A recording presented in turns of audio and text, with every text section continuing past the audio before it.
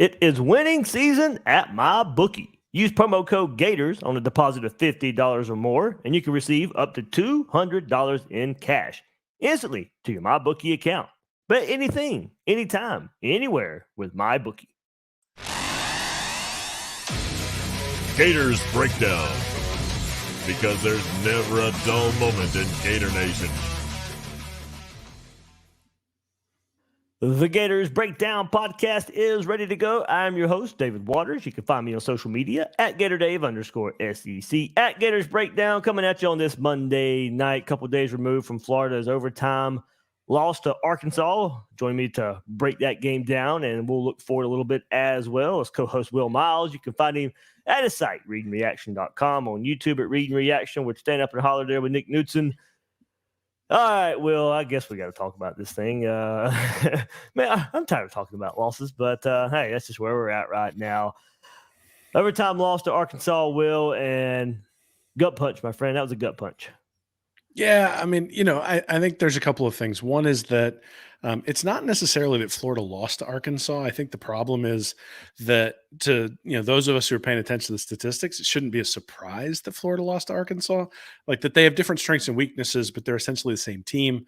Once you get that turnover to put Florida down 14-0 and you're behind that far, did a really nice job coming back, tying the game up. But basically it was just back and forth from that point on. And I know Arkansas was 2-6, but we talked about all the one-score losses, and you and I got some criticism for it last week, but we also went through all of the defensive shortcomings, and a lot of those things showed up in this game in a big way. And it turns out that it's like I've heard a lot of people that I saw somebody today, relatively prominent, I can't remember who it was, posted about I think it was Bianchi, posted about that Arkansas had more playmakers. Arkansas was more talented. I don't necessarily believe that. Yeah. I just think that when you look at the overall statistical profiles of the teams, they're pretty close to each other. And the question there was whether Arkansas's offense was going to be able to take a step forward against Florida's defense, because those were the weaknesses for each team. And you looked at, I think Arkansas came in averaging like 4.2 yards per play. Florida came in giving up 6.1, and Arkansas averaged 6.2. So that tells you right there, Arkansas's offense won. KJ Jefferson had averaged like 1.5 yards a carry, runs for almost 100, runs for more than 100 in the second half. They had him running in the first half.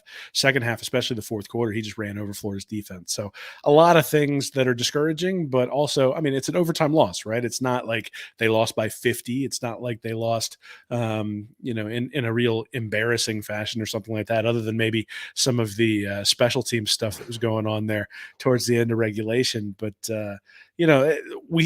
I think we all thought it was going to be close. It was like 6 points. Florida was favored, and then it got bet down to 2.5 before game time. So clearly there were some people, the sharps were on Arkansas on that one, thinking it was going to be a lot closer. Florida has some defensive linemen along with Shamar James who don't play. And, all those things sort of combined to put the Gators at a disadvantage, and weren't able to pull this one out. Yeah, you and I both picked Florida to win a close one. And look, I didn't see it turning out like this. I mean, you tell me a game goes into the 30s, and I'm probably picking Florida. I mean, look, I was picking Florida anyway, but you tell me it gets to the 30s, I'll say, okay, well, Arkansas's offense is struggle. Florida will score higher in the 30s. Well, that didn't turn out. Once down 14-0, there was, that was about the only way the game was going to turn out if it went to the 30s, I think, with Florida storming back. Then it ends up, Will, like you said, more special teams blunders, more bad defense, more inconsistent offense. That side played well enough to win the game. Just seems like nothing can come together. And I know Billy Napier's talked about it. I asked him about it last week on the SEC teleconference, what he didn't see in the first 2 months of the season that he wanted to see the rest of the season. He said, well, both sides of the ball playing well, it all coming together. And it did not come together on Saturday. Well, and something, going to a point that you made just a second, and, it's like you said, it's like they lost. It's not like they got blown out or whatever, and they win in overtime.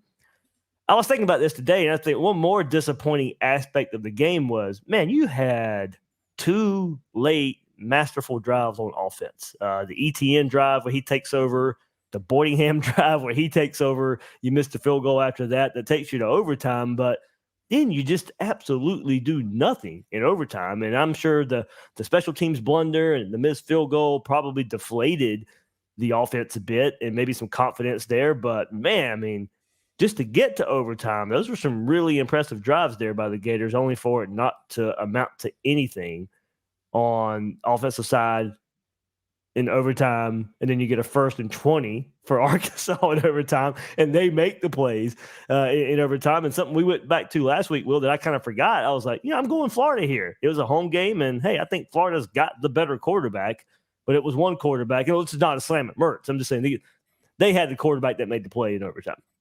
Well, I mean, look, anytime you've got a quarterback who runs for 92 yards on 17 carries, 5.4 yards per rush, and also throws 31 times for 255 yards, so averaged 8.2 yards per attempt. Look, that's a good day at the quarterback position, especially considering KJ Jefferson didn't turn the ball over that much. In the first half, he was throwing the ball down the field pretty well, hit a couple of explosives, averaged 9.7 yards per attempt. But then on rushing, he was 7 for -10. Florida got to him 4 times in the first half, I think, and then only had 1 sack the rest of the game, missed one, or actually missed a couple. Austin Armstrong had to keep bringing a blitz. It was one of the things I pointed out in my postgame article, is that, they just basically played single high safety and had an extra guy up there to stop the run and couldn't stop the run, right? They got run over irrespective of bringing that extra guy down in the box. You're going to struggle if you bring an extra man down in the box and you still can't stop the run. And then on the offensive side of the ball. Hey, wait, before you go off the defense, right quick, set your season high in sacks, set your season high in tackles for loss. There were 2 dropped interceptions. I think probably the ones I can count off the top of my head, if I remember right, too. I mean, you got somewhat of a good point, and you were missing bodies. You did some good things on that side of the ball, but explosives on 3rd down killed you, and then going to your recent examples as well.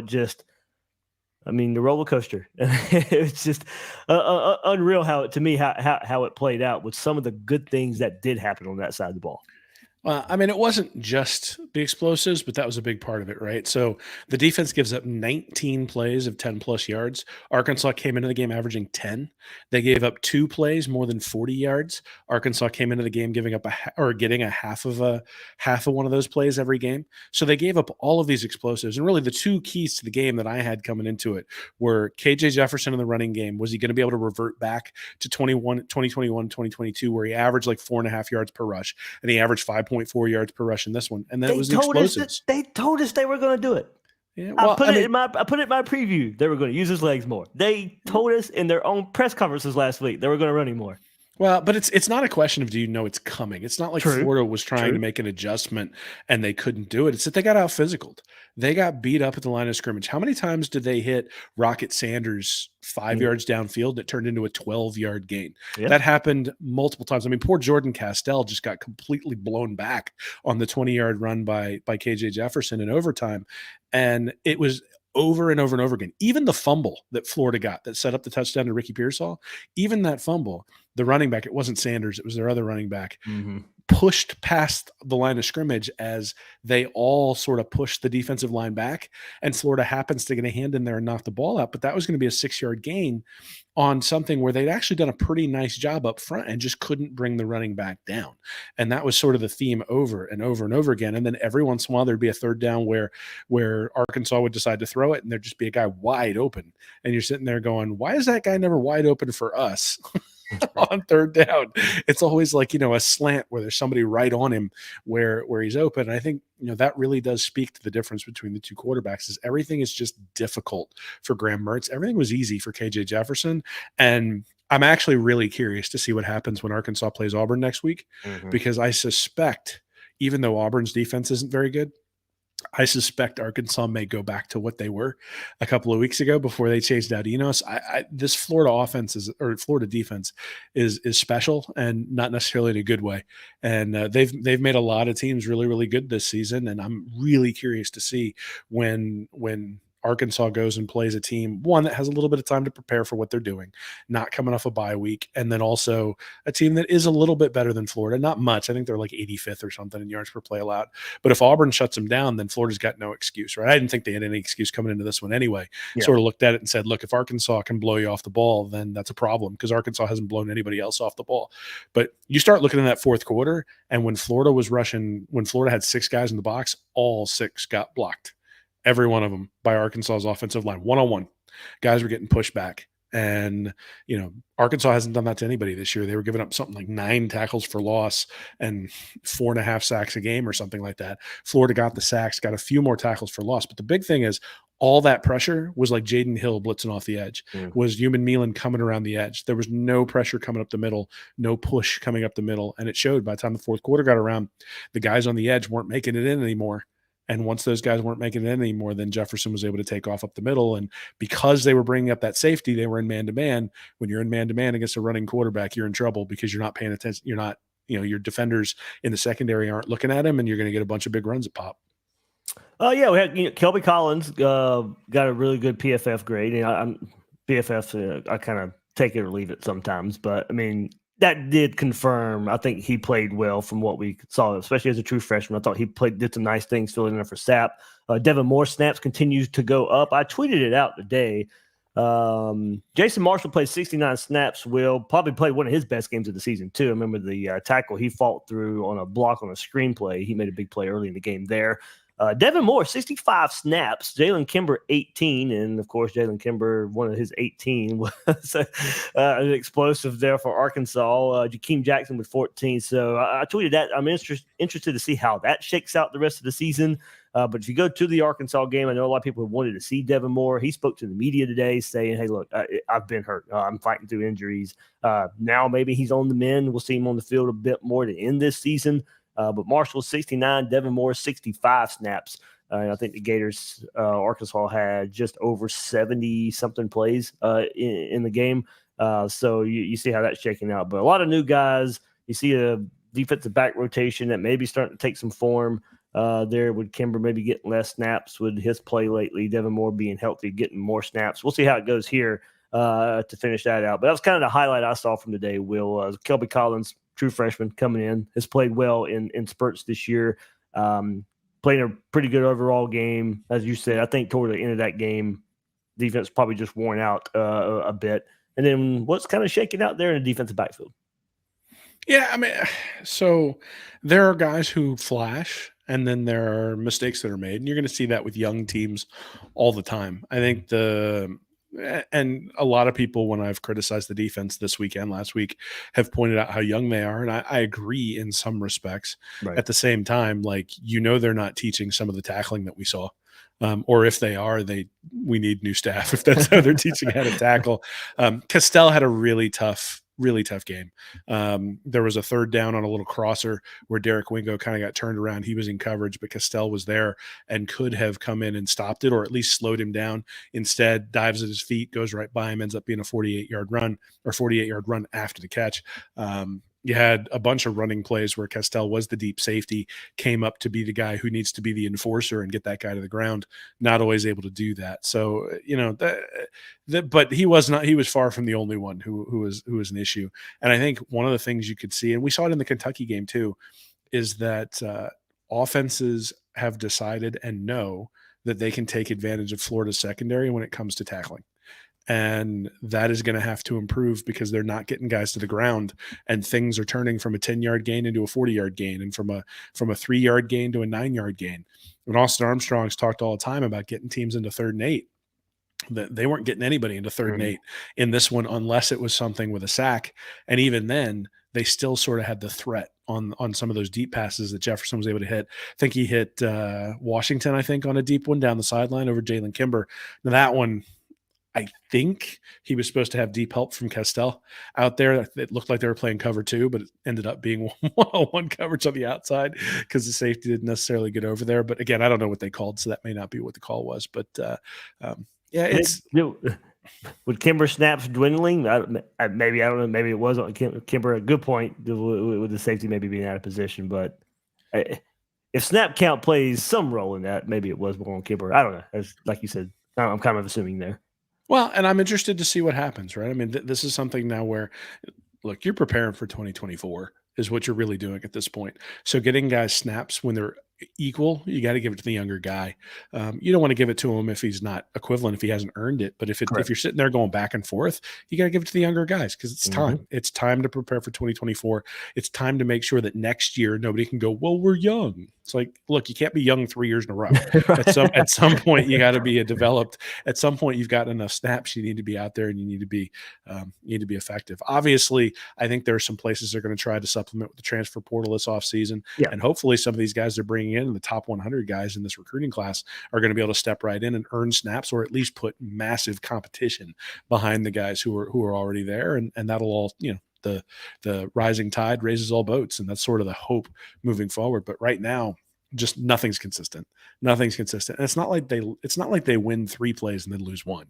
It's like they lose 3 plays and then win 1. Yeah. And you're not gonna do very much successfully when you do that. Now, look, part of the 39 points though, there is an overtime touchdown, and then there is the touchdown on Pearsall. So you do kind of need to back up and say, say that, look, it wasn't like they were completely inept. They did get some stops.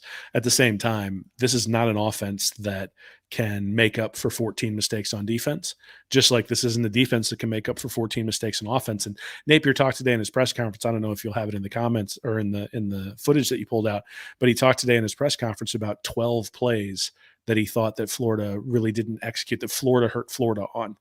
And I'm like, well, 12's a lot. when there's only 130 snaps or something, 12 is a lot. And I'm not sure that he's counting the ones where they're running out on the field and having a fire drill and not having the right number of guys on for an extra point and those sorts of things. So there's still a lot of mistakes being made, and I don't know when those are going to get corrected, but hopefully by the end of the year. Yeah, hey, we'll get into that. We will hear from Billy Napier and some of the things he had to say on special teams today and staff evaluation today. 2 main takeaways from the press conference he had today. And then Will and I will kind of peek ahead a bit to, looking at this Gator team right now, kind of theme of this episode, it is desperation mode for the Gators now.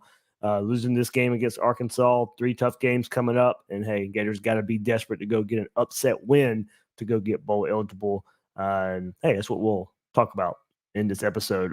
Hey, stay tuned to Gators Breakdown this week. Hey, Will, I got Shane Matthews and Montreal Johnson will be on the podcast this week. So good gets there for Gator Nation. Getting to hear from Shane and Montreal through Florida Victoria. So big thanks to them for setting that up. So pretty good interviews coming your way here on Gators Breakdown. Of course, you can keep up at gatorsbreakdown.com. You can check out Seth's latest, Scheming with Seth.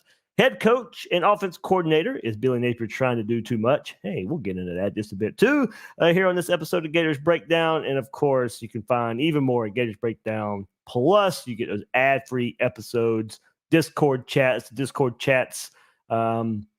text-based, voice-based for extra episodes there as well. You get a gatorsbreakdown.com newsletter, all that good stuff at Gators Breakdown Plus. Link is in the description to join that. So, all right, well, let's get to Billy Napier. And, of course, after the game against Arkansas, he was certainly asked about the special teams blunders that were there Saturday. He said he needed to dive deeper in to the special teams issues, and he did so over the weekend, and then was asked about it today. Substitution infraction late in regulation, you said you were going to dig in and maybe get some answers on that. What did you find out, and how can you improve that process moving forward? Yeah, no, I think ultimately we made a mistake there. And every part of our organization is ultimately my responsibility. So, I think it's something that we can do better, and it's my job to get it done better. You made it sound like a player is in charge of, or at least vocalizing. Is that misspoke? Like, is it coaches, analysts? Like, who's actually responsible for getting that, calling out the whatever the call is to get the kicking unit on the field? Yeah, no, it's not a player's decision, okay? For anyone to equate that or write that or think that, I think would be inaccurate. Ultimately, one of the players is in charge of that unit, right? Much like the quarterback, when the offense takes the field, he calls the play and says the cadence, and we take the field. So, no, that's always a coaching decision. A second ago about special teams. Another field goal with only 10 guys on the field. How does that keep happening? What play are you talking about specifically? Field goal block.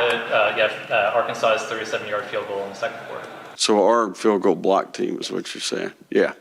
So we had a player injured on the possession, the play right before, and ultimately that's what contributed to that. The backup wasn't quite on the same page, and that's what happened. One of those has an individual explanation, but I think what frustrates fans, I mean, we're getting it, and you're hearing it, I'm sure, is why these things keep happening, Right. 9 games into the season. Right. And what, like, when somebody says, what the hell's going on? What do we tell them? Right. Well, I think look, we can do it better, It's pretty simple, Get 11 out there. Pretty simple. Pretty simple, Will. Apparently it's not. I mean, this went through. Hey, this is what's happening. It's been special teams blunders dating back to last year, but even in year 2, from game 1 against Utah to, the same number being out there on the Jersey guys, and then Kentucky and the jumping up the shield, the punt shield, and Georgia realizing there's only 2 in the punt shield for Florida, sending their defenders on the field, sending extra defenders because they only see 2, and get a block punt, and seeing the missed field goals, and trying to come late to come around on Trace Mack as the kicker, and I mean it's just been a litany of issues, and of course that's why he's been asked about it a good bit today. I want to go back to something, Will, too, of maybe it was confusing the way he said it the other day, but it did make it sound like maybe a player decision for, to run out on the field and bring the other guys with him on the field goal try that ended up being an illegal substitution for Florida. I mean, you can see if you watch the replay, I believe it's Jeremy Crawshaw who's the holder. He's waving a towel and he runs out there, and a whole bunch of guys, are following him. And you'd love to have a coach right in this guy's face, where even if that tries to happen, that it doesn't, that somebody's there to hold them at bay.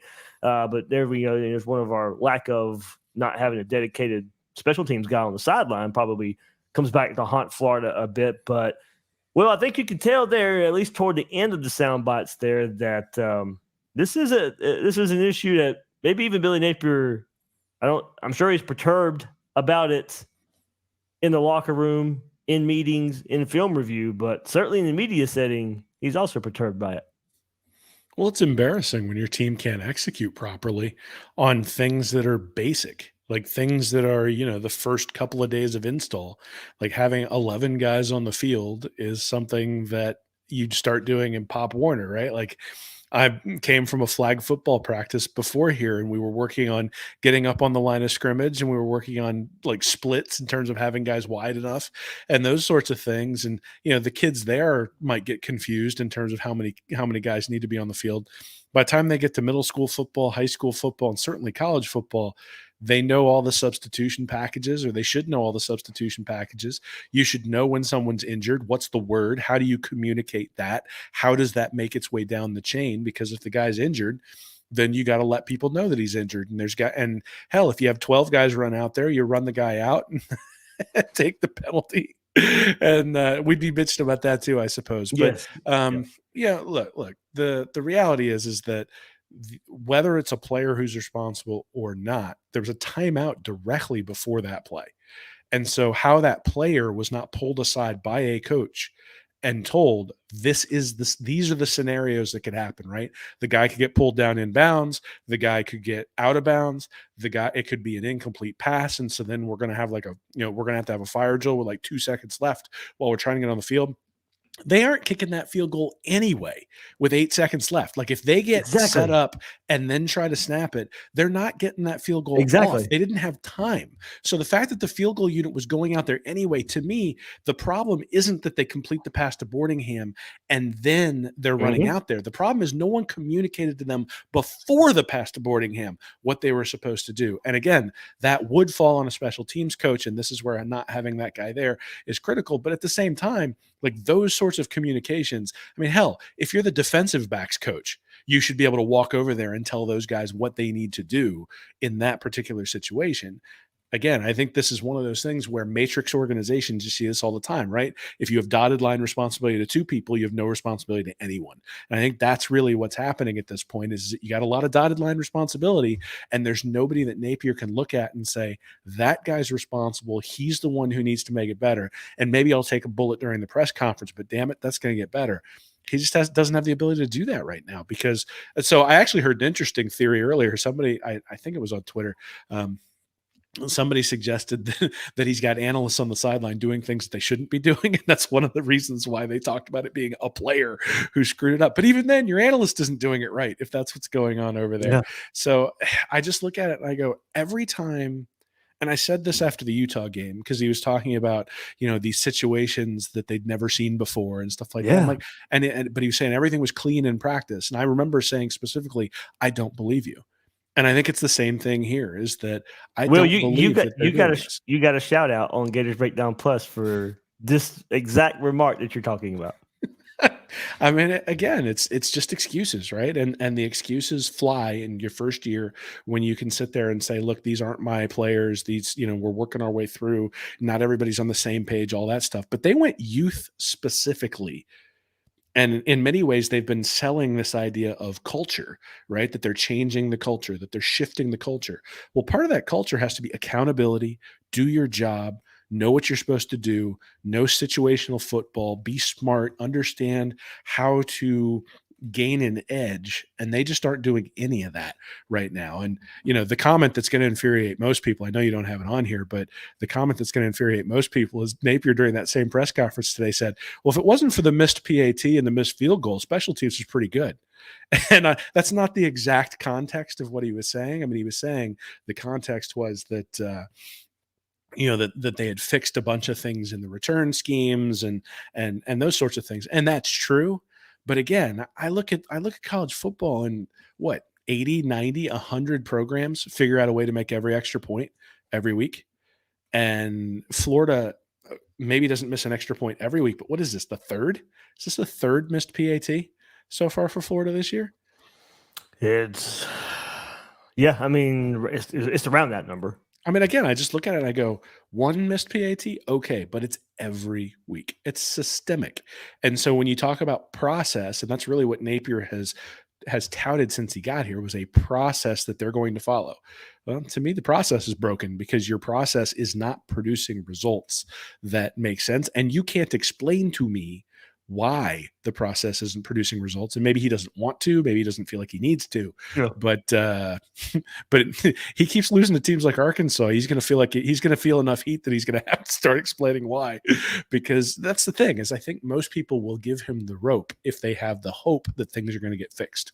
The problem is that you don't get any rope when you say we'll get it fixed. And then the next week, the same thing happens. And the next week, the same thing happens. The next week, the same thing happens. And it's just, again, I go back to tell me something I can actually believe and I'm fine with it. I have no problem with you saying, yeah, we've really struggled this year in this area. This is something we are going to get fixed. It's not a 1 week fix and we're going to have to go back and look at all of our stuff after the season. I'd actually be okay with that.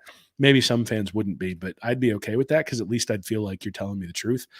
In this case, it's just, he sort of stonewalled there at that point. It's like, it's on me. It's on me. It's on me. You're right. It is now. And, next week, if there's another special teams gaff, that one's on Napier because that's what he said.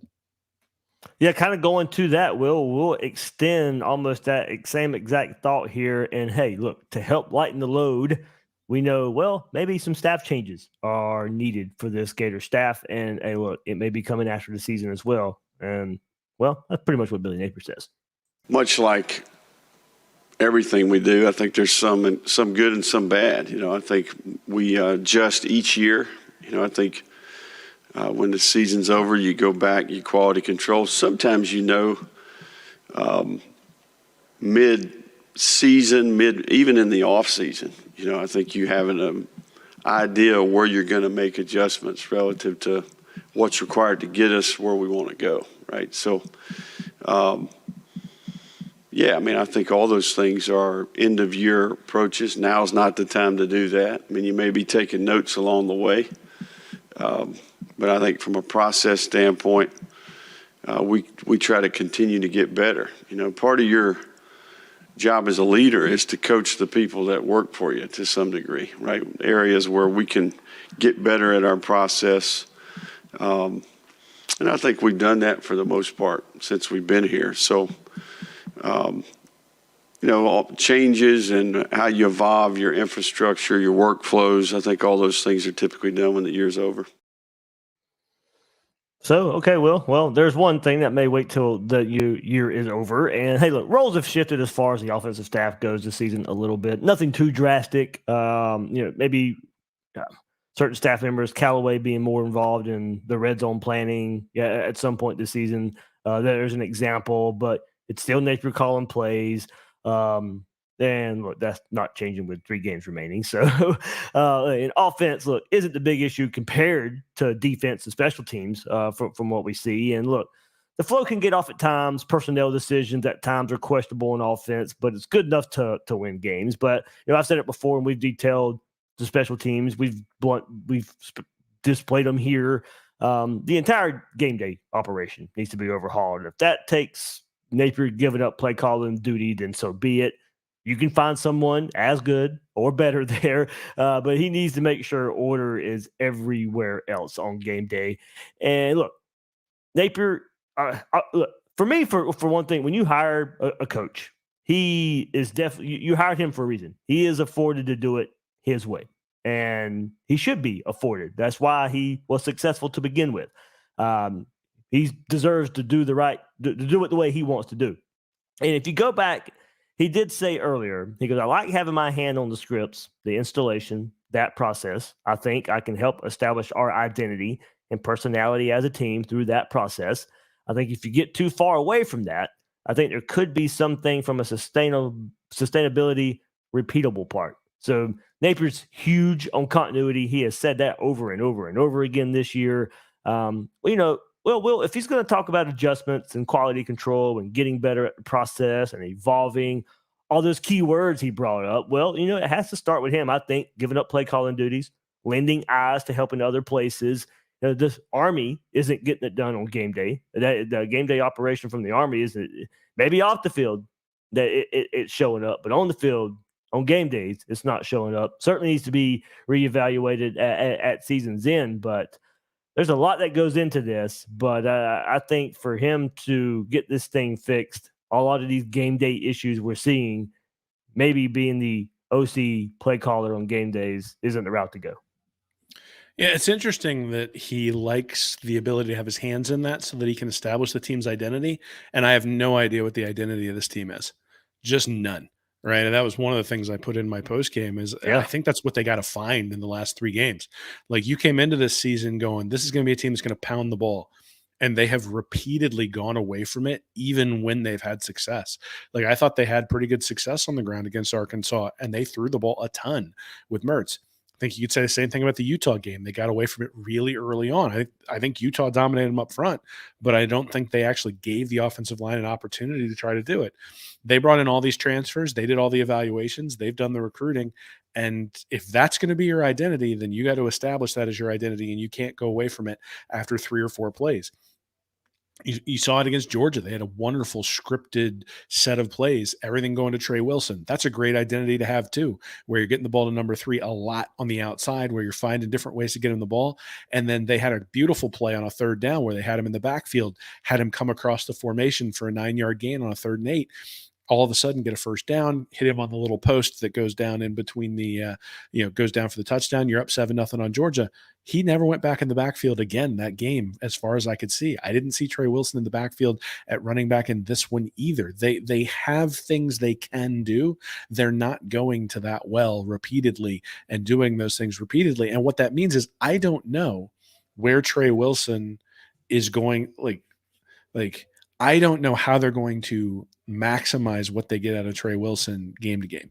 I don't know how they're going to maximize what they get out of Ricky Pearsall game to game. I don't know how they're going to maximize what they get out of ETN game to game. And certainly on the defensive side of the ball, I don't know what the identity is either. And so I'm glad you want to have your hands in it. That's all well and good. But I'm still looking at it going, like, the identity you wish to instill into the team is not being instilled. At least it's not being communicated to the people who are watching the team play. And so that's the argument, I think, for giving up play calling duties. That's the argument for delegating, is that you're not doing what you wanted to accomplish by having your hands in it, and all these other things are suffering in the middle of it. So it's not just that all the other things are suffering, though that might be enough to give up play calling duties altogether. But it's that you're not actually accomplishing the goal. So it's like if Bobby Petrino wanted to be the offensive coordinator of a team that he was the head coach of, or Lane Kiffin wants to be the offensive coordinator of a team he's the head coach of, and the game day operation stuff. Andy Reid was famous for this when he was with the Eagles. He was just a terrible clock manager. The Eagles constantly were flubbing clock management stuff, but the Eagles were really, really good every year because Andy Reid turns out as a damn good offensive coordinator and a really good offensive mind.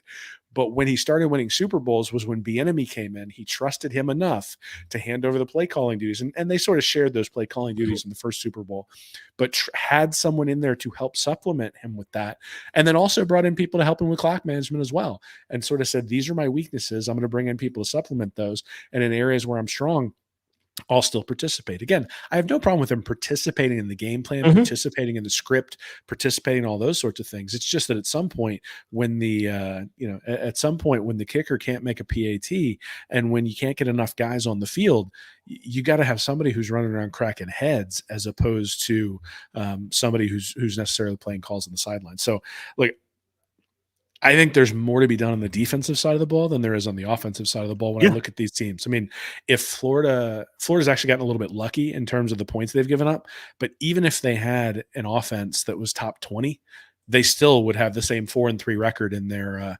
FBS games. I mean, just because of point differential, they've given up so many points that the offensive, they're actually a little bit lucky to be 4-3 in those games, especially when you think about that South Carolina game.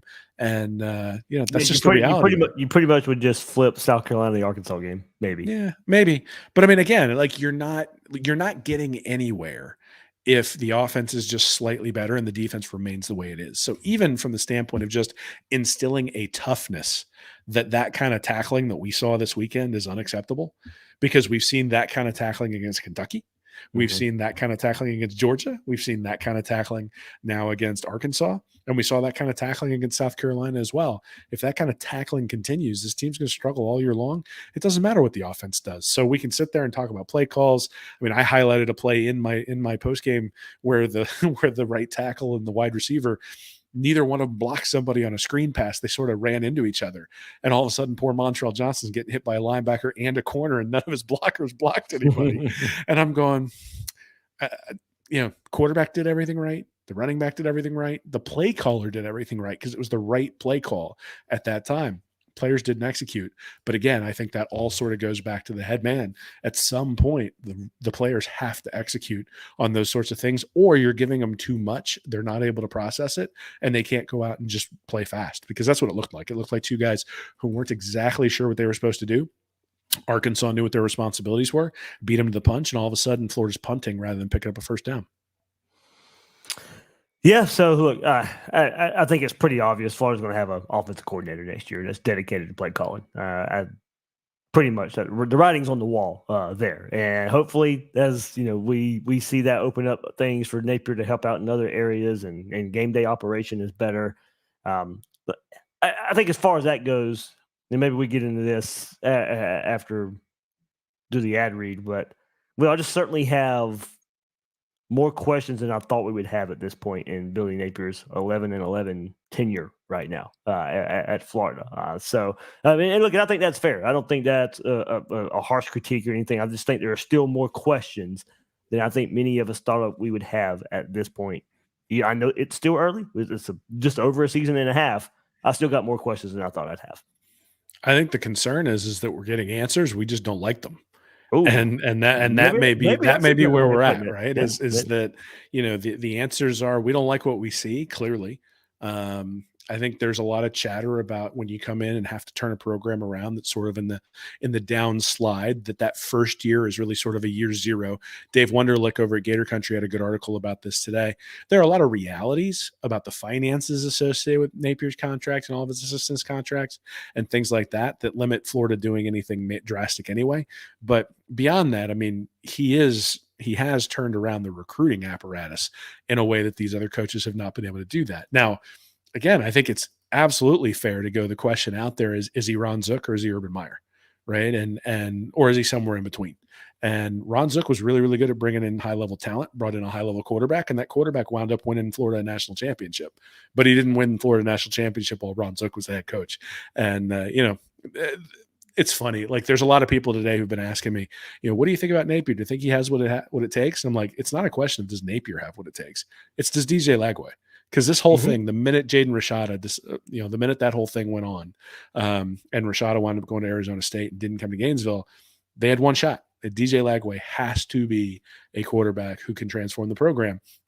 And that's a lot of pressure to put on the kid. And, I don't necessarily feel like it's fair to put the kind of pressure on the kid, but that's the reality, right? The reality is Florida's going to need high-level quarterback play to make this offense go. They're going to need high-level quarterback play to probably overcome some talent deficits they have in a few games over the next couple of years. And if Lagway comes in and plays like DJ Uiagalelei at Clemson, we're going to be looking for a new coach.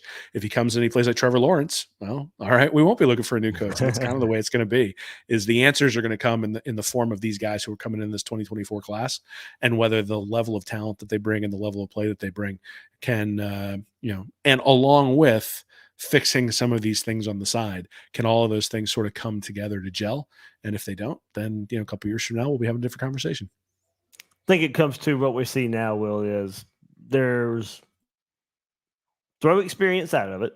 I know that's hard to do, but there's teams, Kentucky, Vanderbilt last year, South Carolina, close game with them, Arkansas.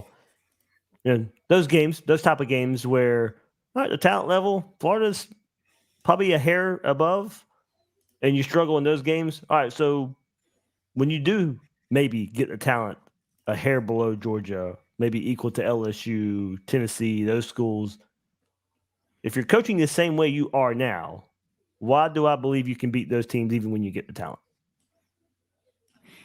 No, I mean, I think that's a legitimate comment. I mean, look, he's got. Don't get me, and talent can mask a whole lot of issues. Now, a lot of these issues that we see on game days now, if the talent's there, maybe they mask it. Some of the games get better. You're not in as close games, but you're going to be in close games with Georgia and LSU and Bama if you play them, Texas, Oklahoma. We got to throw them into the mix now too as well.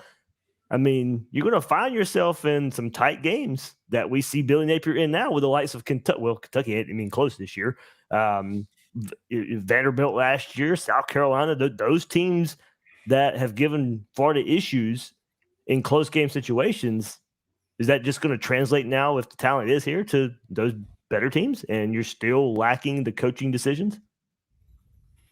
I actually think the bigger thing is, so Napier now is in his 6th year as a head coach. He's played in 28 one-score games, which is an awful lot of one-score games. He's got 20 one-score wins. Only 2 are teams that are ranked ahead of him in the FPI at the end of the year. He has 8 one-score losses. 6 are the teams ranked better than him in the FPI, and 2 are the teams that were ranked near 100. Coastal in 2018 and then Vandy in 2022. So it is possible for him to get sniped by somebody in a one-score loss, but he's not beating teams necessarily on a regular basis that are better than him. So if I were to say in the 6 years that you look at Billy Napier in those close games, is he making a huge difference? Now he's 20-8 in those games. A lot of that came at Louisiana in his last 2 years.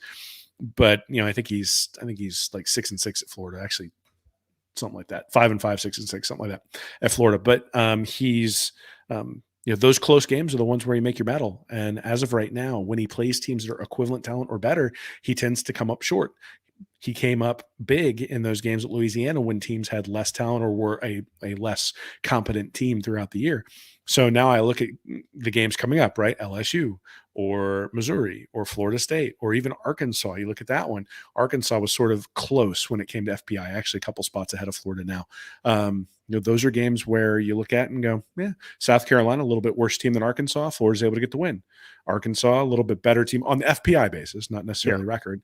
But look, South Carolina's record isn't that good either right now. I think I made a joke last week that South Carolina's 2-6 too. Yeah. When the level of play or level of team is equivalent, he's really struggled so far. He's going to have to prove that. He's going to have to improve that overall, or he's going to have to make it to where there's only 2 or 3 teams that are better than him in the country at any given time.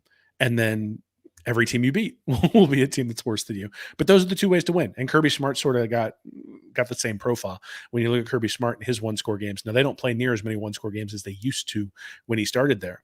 But he didn't clean up. He lost to a South Carolina team that his team had no business losing to, lost to a Vanderbilt team, the Tennessee team on that Hail Mary, on that ridiculous back and forth there in his first year. He lost a few of those games. The difference is now he doesn't lose to anybody who's typically less talented than Florida or than Georgia or a significantly lesser team. They'll have a couple of close wins every once in a while, but they turn that in. The Missouri game last year is a great example. The South Carolina game this year is a good example. Those sorts of things.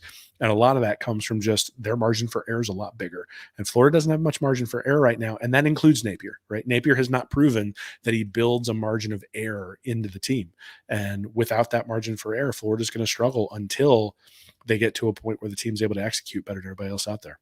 And there you go. That comes full circle back around to the point where maybe my worry of his game day coaching, and if the recruiting is there and out coaching Georgia and out coaching Bama and Texas, Oklahoma, those schools, maybe if he's not the play caller, maybe those same issues that we see won't be there. So that's where I can come full circle around there to that era. The errors that we're seeing maybe won't be there once a lot of that responsibility is taken out of his plate on game day. So, all right, we went a little bit longer on that topic than I thought we would. So we'll have to get back to the theme of the episode here in just a second. Hey, but before we do, when your money's on the line, choose a trusted sportsbook that gives you the tools to win, like MyBookie. At MyBookie, it doesn't matter if your team is up or down. You can easily cash out or bet the game live to come out on the winning side. Use MyBookie for daily odds boost, same game parlays, and take advantage of huge prize pool contests. Plus, MyBookie has a no strings attached cash bonus that lets you deposit and withdraw quick. Just use promo code Gators on your first deposit and receive up to $200 in cash. Hey, not much longer to bet on football, so hey, everybody, jump in to MyBookie. One more time, that's promo code Gators to claim your own cash bonus now. Try the MyBookie money bag to grab a potential Super Bowl frontrunner at long shot odds. Bet anything, anytime, anywhere at MyBookie. All right, Will, a couple of housekeeping notes, too, before we kind of get into the rest of this season a bit. Missouri game is a 7:30 game now, so 2 night games in a row for the Gators on the road this week at LSU, next week at Missouri.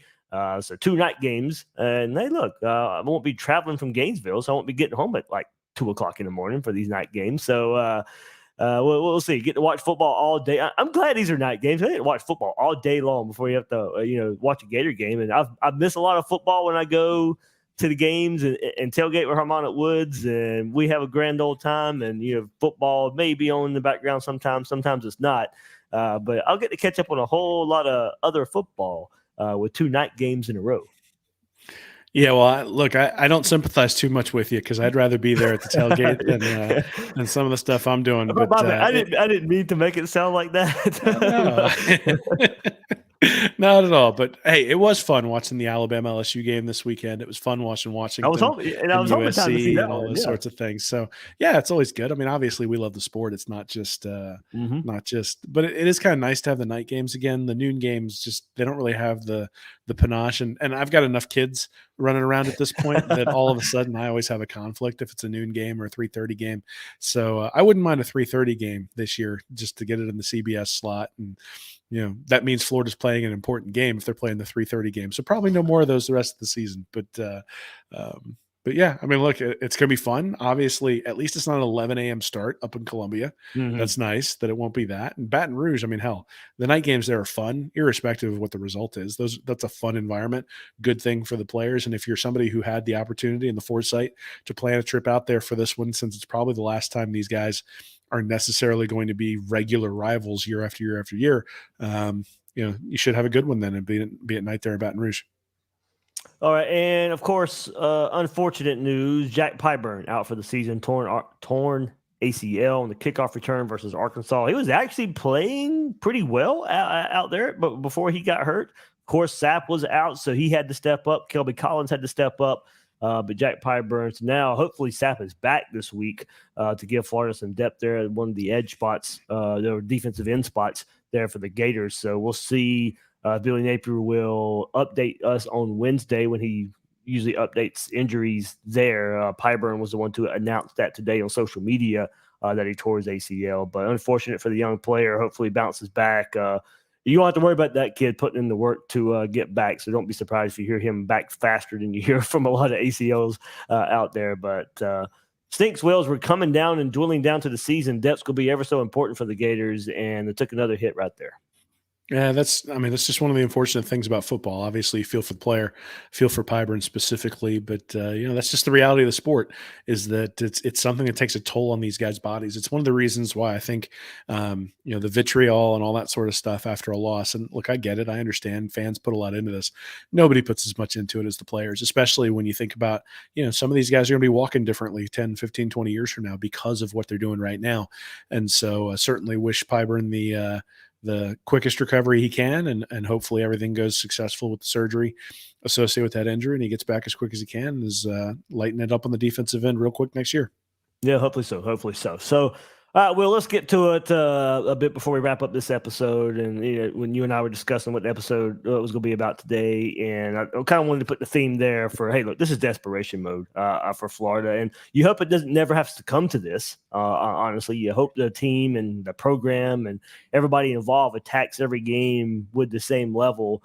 But we know that hasn't been the case this year. But now, hey, look, it's do or die now. If you want to make a bowl game there, and you just want to win games. Honestly, you don't necessarily want to equate it to just making a bowl game. That's what can be the outcome right now. But after, and I'm sure the team and everybody kind of thought this too, that this game was a winnable game versus Arkansas. Well, now it's back against the wall, and it's desperation mode. And as unlikely as it may look, Will, is right now to get another win, the game still has to be played. Upsets happen all the time. This is college football. LSU may be playing this week without Jaden Daniels. We'll see the latest there, as he was knocked out in the Alabama game. Missouri will be hosting Florida with coming off of games against Georgia and Tennessee back-to-back. And then, of course, you got Florida State, the season finale in the Swamp, with Florida trying to play spoiler to FSU's possible college football playoff chances. So, look, I won't be picking Florida in any of those games, but at the same time, I won't be shocked if they get a victory in one of these games and get bowl eligible. And here's hoping to a desperation mode, a back against the wall mentality that comes through, and Florida finds a way to win 1-2. Put a streak together. I don't know. Don't see it happening there, but put together a performance in one of these games where all three phases of the game come together for once. As bad as it was last week and has been at times this season, go play the game, the way it's supposed to be played. Give yourself a chance. I don't think this team would give up. That's not in them. It doesn't look like. I think they'll go out there and play hard. But what's happened so far, won't be erased, or nor will erase the issues we have seen so far that plagued this team. But back against the wall, they need to respond. Upsets happen. Florida needs to be one of those to finish out the season. Yeah, getting that 6 wins is a big deal, right? All of the practices, for as young as this team is, that's one of the reasons why the Arkansas loss is so disappointing, is that was the one you pointed to and said, look, you're going to earn yourself a lot of reps that's going to propel you into 2024. You still have 3 games left to be able to do that. Now, I think Missouri and Florida State, when you look at their yards per play on offense and yards per play allowed on defense, are really solid teams that don't have giant weaknesses. And so there's not going to be necessarily a place where you look at that and say Florida will exploit that. That's not the case with LSU. So last week, one of the things that I said was that Arkansas had a weak offense and a pretty good defense, and then Florida obviously a weak defense and a pretty good offense. And so it was, hey, week on week and average versus average was essentially what you had. And week on week, Arkansas won that battle, and that's how they win the game. Well, this week it's completely different. So LSU has a dynamic offense. Florida has a pretty good offense. Florida has a terrible defense, and LSU's defense is just as bad, if not worse. And so now you've got strong on week and strong on week going in each direction whenever the offense is around the field. And interestingly, when you look at like the core stats, Alabama's pretty close to Florida in terms of offensive output this year. And Alabama just torched LSU up and down the field, up and down the field, up and down the field. And like you mentioned, you may end up with Garrett Nussmeier playing instead of Jaden Daniels. Now, look, Jaden Daniels has Heisman level numbers when it comes to his quarterback rating is 200.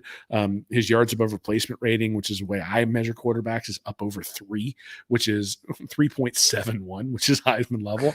He's averaging 6.7 yards per rush at 11.3 yards per attempt. Like, these are elite numbers from Jaden Daniels, but he's also a big reason why their offense is as dynamic as it is. If Daniels isn't playing, now all of a sudden you got Nussmeier in there.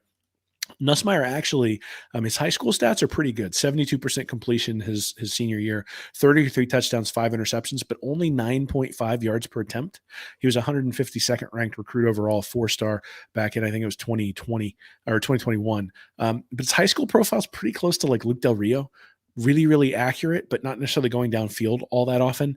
You read his 24/7 profile, it talks about it being limited physically. And they don't just mean arm strength, though. That's one of the things they mean. The other thing is, in his time at LSU, he's got 7 rush attempts for negative 58 yards. Didn't run very much in high school either at the quarterback position. So what you've got is somebody who's much more stationary, apt to take sacks, relatively young in terms of experience on the field, and just a definite downgrade from Jaden Daniels. So if I look at that and say, what if LSU's offense sort of falls to where Florida's offense is? And Florida's defense and LSU's defense are basically equivalently awful. And what if Florida's offense can take a step up? Because, we looked at last week and said, well, Arkansas's offense been bad all year, but maybe the elixir will, I think you used the word elixir in your post game. Maybe the elixir is Florida's defense, and sure enough, it was. Well, maybe the elixir for Florida's offense is LSU's defense here. I can see a scenario where Florida is able to pull this one out, especially if Nussmeier is at quarterback. I think the other ones are going to be tall tasks. So this is the one where desperation, I think, needs to really rear its head. And again, this is one of those where you're going to have to play clean. You can't turn the ball over. You can't have a bunch of false starts on 3rd and 1s. You got to convert those. You got to make sure you make all the blocks when you call the right screen pass at the right time. You got to make sure you hit the blocks and that you hit it big. You got to have Trey Wilson as a big part of your game plan and not go away from it in the second quarter because you've gotten away from your script. Your defense is going to have to hold the edge. Your defensive tackles are going to have to get some push, all those different things. Can Florida do all of those things all at the same time? They haven't been able to do it all year so far. Maybe against Tennessee in the first half is probably the closest they've come to that. But, again, stranger things have happened. Certainly you think about the 2020 LSU game where the fog rolls in and all that sort of stuff. And that was a game where, LSU walked into that game wounded. They walked into that game really smarting off of some of the losses that they'd taken. Orgeron essentially was a dead man walking. And, you have all those different things that are going on. Max Johnson comes in, barely know anything about him, and just torches Grantham's defense in that game. Can't stop anybody, and Florida's able, and LSU's able to pull it out and really sort of ruin Florida's season there in 2020. So hey, you got the same opportunity. Obviously, LSU's 6-3. It's a little bit different than that year. But one of the interesting things I think is if you look, so LSU's lost to Florida State, they've lost to Ole Miss, and they've lost to Alabama. Their best win is on the road against Missouri. And other than that, it's sort of Arkansas, it's Mississippi State, it's Auburn, it's Army. Those are the wins. Florida has a better win. So the win over Tennessee is a better win than any of those wins that LSU has. LSU's lost the games where they've played excellent teams. So if Florida can come out and be an excellent team, I think they have an opportunity to beat LSU. They just haven't been able to do that all year long, except for that first half against Tennessee. So they're going to have to sort of put everything together, right? Like 8 out of 10 on 3rd downs. They're going to have to put the ball in the end zone when they got an opportunity. They're going to have to get some pressure up the middle and get a turnover. All those little things you look at that, you go, well, we chipped at something here. We took a small step forward here, a small step forward here, a small step forward here. They're going to have to take all those small steps and put them all together. I don't have a lot of faith they can do it because I haven't seen them do it yet. But I can see all those small steps throughout the year, and hopefully they're able to put those all together. Well, I wrestle with something if Jaden Daniels plays. Florida is absolutely not winning a shootout, I don't think. Now, you chronicled LSU's defensive problems. They're absolutely there. I still don't think you can outscore them. So I think if Daniels plays, can you find a way to ugly the game up? Can you finally get the run game going? But the problem is you'd love to take advantage of LSU secondary. That is the weak part of their defense. They get passed on by everybody.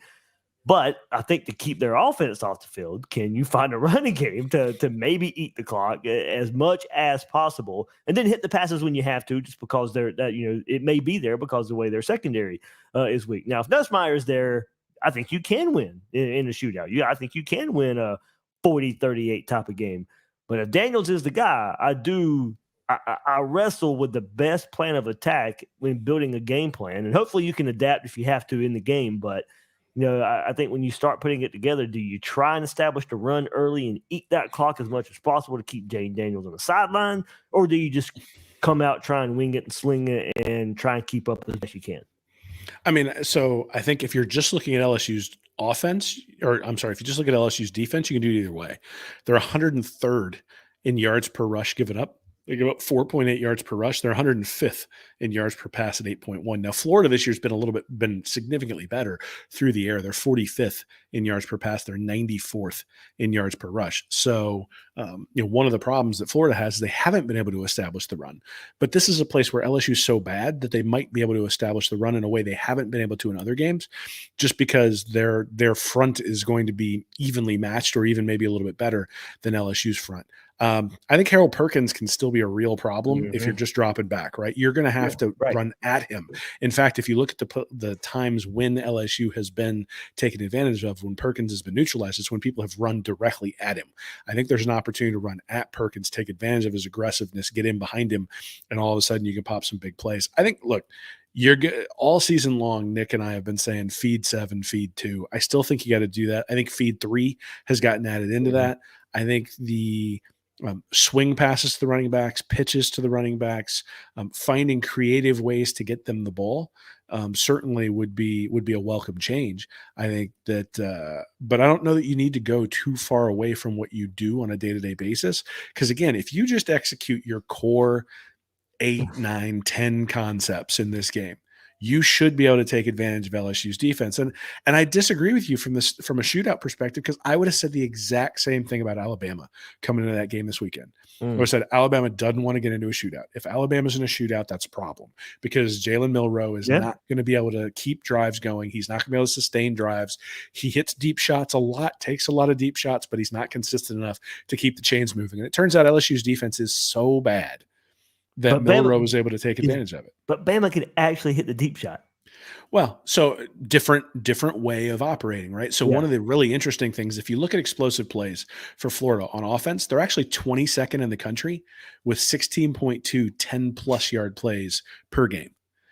It drops off the table, though. They're 67th in the country with 20-plus yard plays, 97th 30-plus yard plays, and 95th in 40-plus yard plays. So they hit a bunch of 10-yard plays. What they don't hit is a bunch of 20, 30, and 40-yard plays. If you look at LSU's defense, they're 120th in 10-plus yard plays allowed. They give up 15.7 per game. They're also 105th in 20-plus yard plays. They're 96th in 30-plus yard plays and 100th in 40-plus yard plays. So they're Florida's defense in those regards.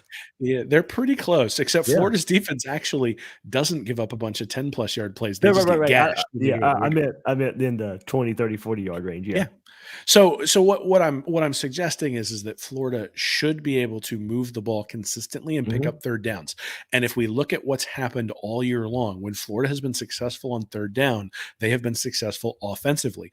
I don't really see a massive path for LSU to be able to get them off the field a ton. Now, look, if you don't block people on a screen pass that you throw behind the line of scrimmage on 3rd and 4, you're screwed. So you still have to execute things appropriately in order to get what you need to get. You're telling me those stats, I'm not throwing one single screen pass. Well, and I think this is one of those games where Etienne and Johnson need 40 carries. I think this is one of those where if you can't run the ball against LSU, it's because you can't run the ball. Yeah. And if you can't run the ball, especially if Jaden Daniels is the quarterback, you're doomed. And so keep him off the field as best you can. But, I mean, we saw what happens when they get a gash play. Etienne goes quick, right? And it turns out they threw that little screen pass out to Etienne and also quick, right? So there are some opportunities. If you can get those running backs in space and linebackers, like that's the thing, is that you have real opportunities to take advantage of LSU's linebackers in a way with Trey Wilson and with Etienne and with Montreal Johnson. Do that. I think you've got some stuff on the outside in their secondary and stuff like that you might be able to take advantage of with Pearsall. They're boarding him in there too? Absolutely. But again, it comes back to feed 2, feed 7, have creative ways to get the ball to 3, convert on third downs when you have the opportunity, and just you're going to have to be tougher than them. And, one of the reasons LSU's defense is as bad as it is they've been just as paper tough, just as paper tigery as Florida has been, right? And this is one of those where you look at it and you go, that is the weakness. And whichever one finally gets embarrassed by the way they've been playing and is able to toughen up and really come and lay the wood is the one that's going to end up winning this game. And it's possible for Florida to be that team. Haven't seen it all year, or at least not against when they haven't played Charlotte or McNeese. Haven't seen it all year, but there's an opportunity, and we'll see if they're able to get it done. Yep. So I'm eager to see it. I mean, night game at Death Valley, Florida, LSU's always got dramatics, always got theatrics here. So we'll see.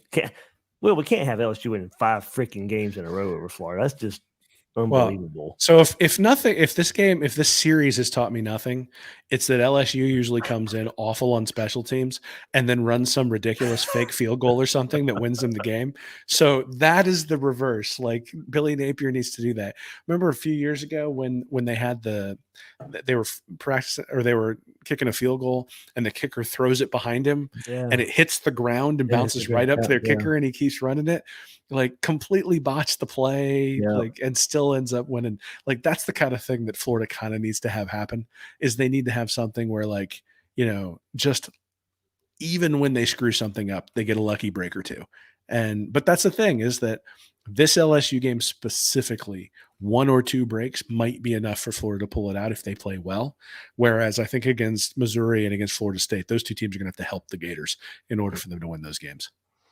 Yeah, we'll see. If Jaden Daniels plays, absolutely no shot. So, I mean, as I said, you have to ugly that game up as much as possible. Maybe they somehow just get like 5 drives the home game. I don't know. That's exaggerating the truth there, but that's the path. It's something like that where you ugly the game up, and as you said, as Nick says, feed 2, feed 7, and that's about it. That's the only path I see it. But yeah. We'll see there. Well, I mean, Florida LSU is always a fun game. As you're watching it most of the time, except for the ending. So hopefully we get the ending this time. But I don't think either you and I are picking it, no matter who the quarterback is for LSU. So, but we'll see. I keep talking myself into these sort of ridiculous things as I look at it. So I can't. I won't be. It will be closer, but I won't be picking, no matter. Well, and it depends on what you mean by picking them, because I think I saw the opening spread was something like 14.5 or something like that. No. I mean, picking Florida to win. I mean, no matter who the quarterback is. I mean, of course, if Daniels is, that's up there with one of the best offenses in the country with Daniels. So I don't know, man. You seen him play defense? I've seen him play defense. This way, if both defenses are about equal, give me the more consistent offense that's playing at home.